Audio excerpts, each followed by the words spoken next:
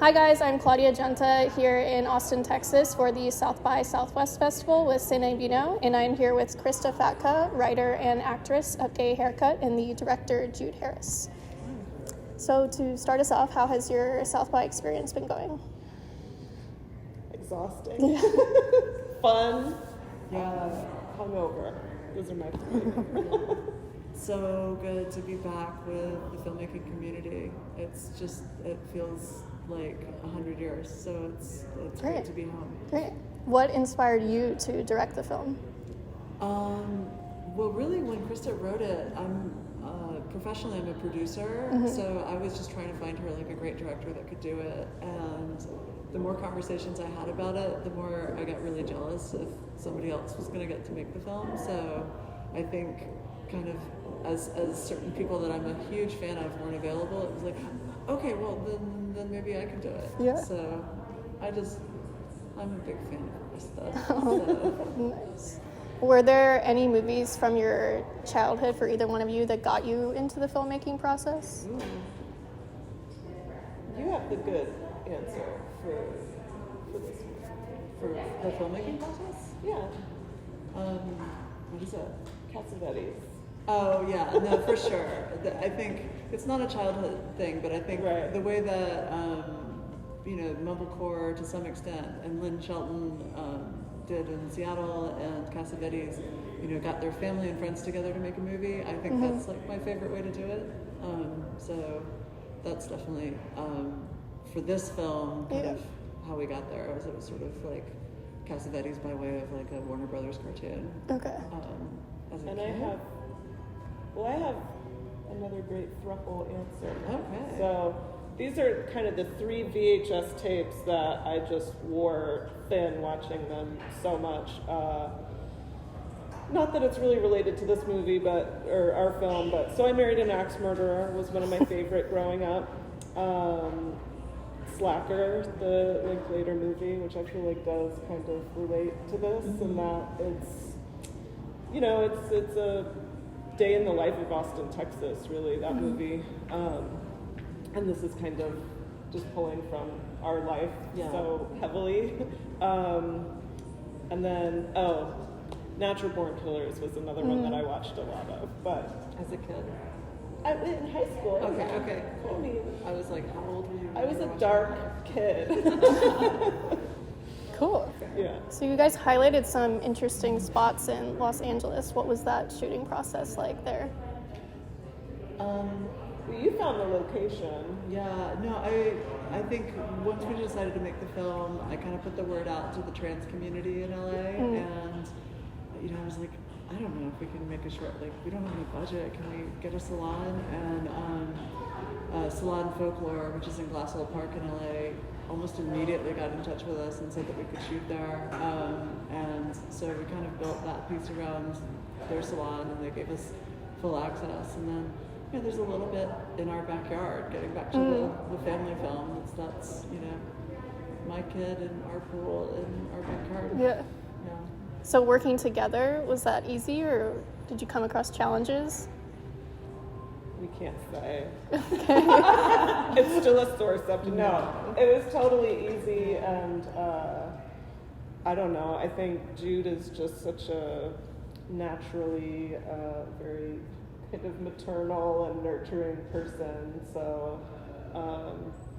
for me, I don't know. I think I always kind of wanted to have a creative, romantic relationship, and I never did, and I don't think that was like at all the premise of like how we first connected, but so delightfully creative, it turns out. It's just one aspect of our relationship, but it was really easy. Yeah. Great. And Krista's so funny. It's like, it's nice when you're like making a small film and it's like, oh, cool, like, oh, there was something wrong with that take, and like she's immediately like, okay, here's how we can make it funnier. So it was a real collaboration. Cool. What was the rest of the casting process like? So Meryl is also a stand-up comic, and Mitchell, who is the I guess receptionist, you would call them. He is also a stand-up comic. so that's the world that I come from, and I didn't even really know Mitchell. Meryl I knew, but Mitchell, I just like loved his look, and I was like, oh yeah, by the way, can you like self-tape? I had no clue if he could act or not. And he was just like a delightful additive surprise. Like Meryl, I expected could act because she takes acting classes and that sort of thing, but he was great. And then Zach came from, I did a show called Too Stupid to Die for MTV, and it was a Jackass type show, and he created it with me, so I knew him from that, and I just wanted to do something else with him, and particularly wanted to do something where I didn't hurt him, Right. Since most of his on-camera roles have been pretty risky. Okay. So I loved him pieces, and it was just great to put him into something where he could be crazy but safe. Fun. Yeah. How did you bring any personal experiences into the film? So the genesis of the movie was really that I had been anemic and my hair was thinning. So historically my hair has been like a rather blunt fringe with like a top knot, and my once ample bun was just becoming this flaccid little wisp of a thing. And so I was like, I'll just cut it all off and start over. I want to make a funny video, whether that's me doing something on Instagram or Jude was like, write a script. We'll like make it a thing. And I mean, initially I was just like, yeah, let's let Zach do like whatever to my head, and if I have to shave it at the end of the day, then that'll be fine too. I don't mind, but